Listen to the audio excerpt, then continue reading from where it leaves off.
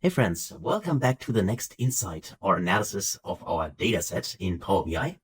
Now, just one thing, if you have not done for quite some time, press Ctrl S to save your report, and then let's continue together. So I already created a new page, which is called page number 1 here, and let me go to it, and then let's explore, for instance, how many unique customers we had for, let's say, each of the weekdays, right? Could be an interesting insight. Maybe on specific weekdays, we had more customers than on others, right? Or for instance, how many unique customers bought a specific category from us. That could be insights which we might be interested in, or our superiors might be interested in, or our colleagues. So let's do that.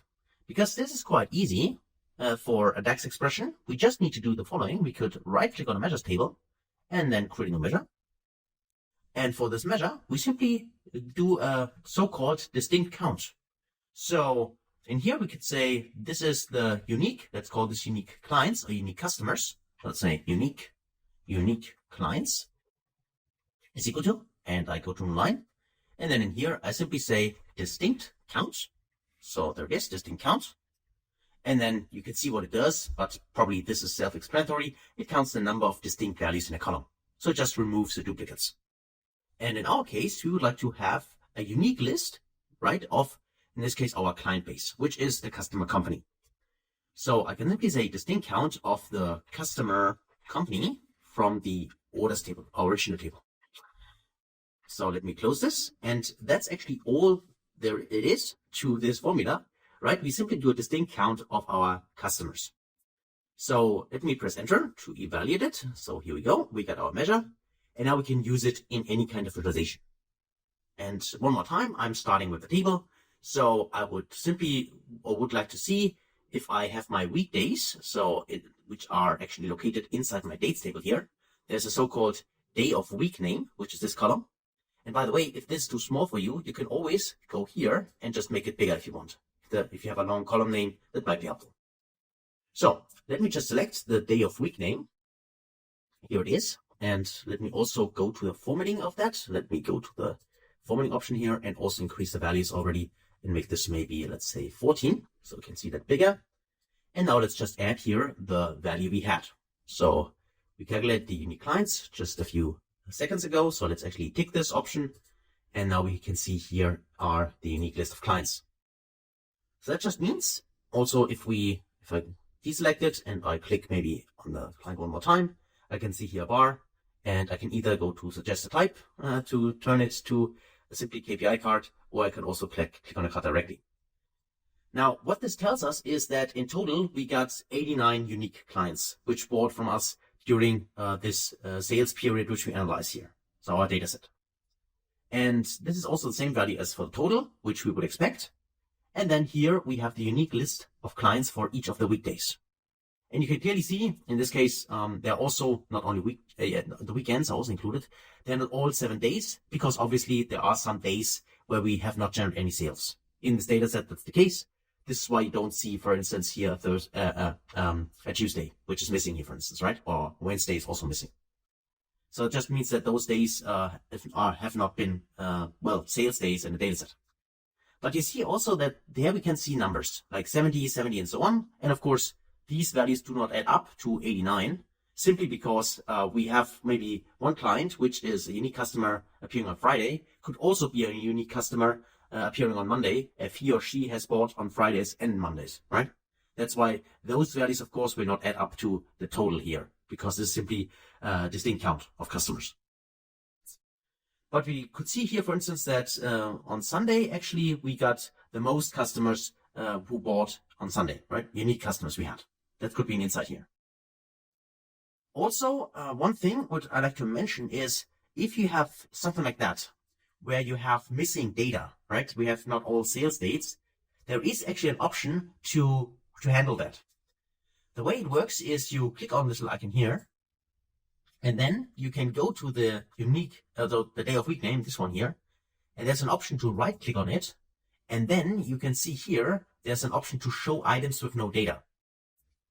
So if you have a use case where you don't have data for a specific item, like in this case for weekdays, but you still want to show them, then you would have the option to click on the show items with no data.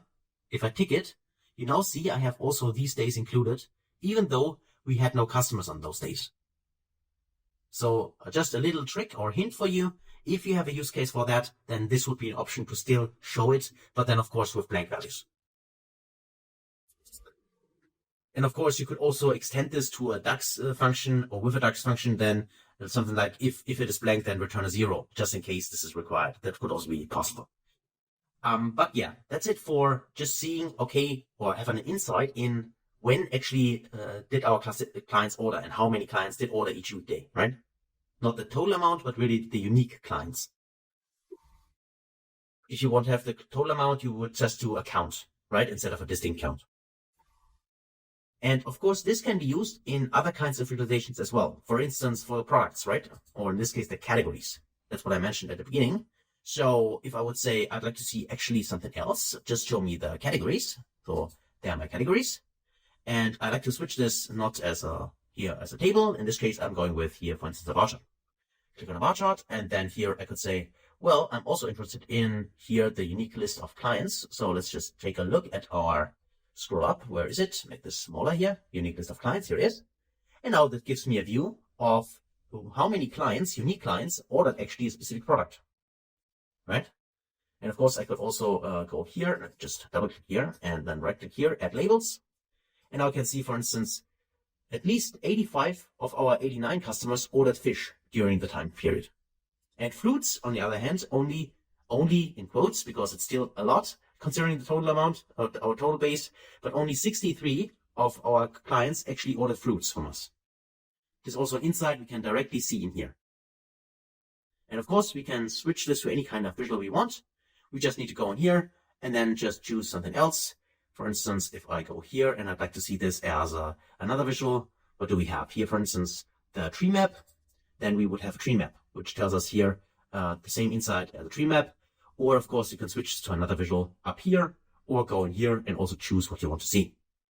I will go back to my default bar chart in this case, but it's up to you. And you can, of course, feel free to try other visuals. So that's how easy it is to get this insight. And then, of course, just swap the different kinds of, in this case, columns to have it, for instance, here for the categories or for the weekdays or any other kind of analysis you want to do, right? Just choose inside the data the specific, in this case, the dimension you want to slice and dice the measure, in this case, unique clients by, and then just visualize it the way you want it. Total flexibility, all up to you. And you can even, like we've done before, just Control-C to copy it, Control-V to paste it here, and then choose it like that, and then choose a different visual here.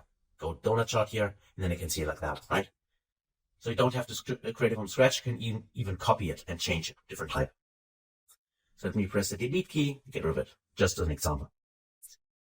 The last thing I'd like to do here and show you is how do we handle here the wrong order, right? So I've already shown you how that works, but let's do it again.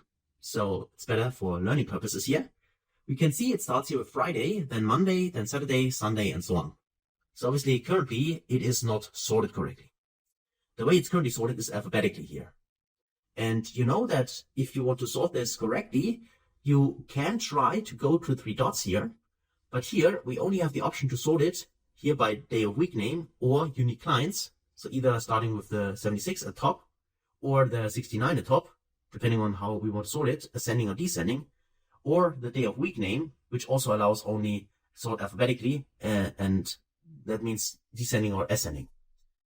But we need to sort the weekdays correctly. And for that, we need to have a helper column. So let's actually check out our dates table. Let's go back to the data view here. Deselect that one, make this smaller, and let's select our dates table. Click on, where is it? Make this smaller here, and this smaller, and there's our dates table selected. And we can see that what's inside here. We have here our day of week name, and we also have here our sorting column. So sorting here, because now it's based on US, started with Sunday. Sunday is 0, and then Monday is 1, Tuesday is 2, and so on. Right? So we have here a so-called mapping table or a helper column, which allows us to sort the weekdays based on this column. So we just need to select the day of week name, and maybe we'll go one more time. This is the current sorting here. And now if we go in here and just say day of week name, and then we use the option under the column tools and say sort by column. And then we search for day of week, this one here. We can check it. Now this is done. And now if we go back to a report, now we can see we started Sunday, then Monday, Tuesday, Wednesday, Thursday, Friday, and Saturday, right? So now we have the correct sorting according to our helper column. And that's it actually for this insight about the unique clients, as well as how to visualize this differently and get different insights, as well as how we make sure that we have the sorting correct, as well as the last thing, which we did also at the beginning, how to display values if they do not contain any data. Is that possible? Yes, it is. And we have seen how that works. Okay, so that's it for this video. Hopefully that was helpful and you enjoyed it. Again, as always, I encourage you, try this out yourself, play around with it. Also feel free to change a few things. And beside this, I hopefully see you in the next video. Until then, best guys.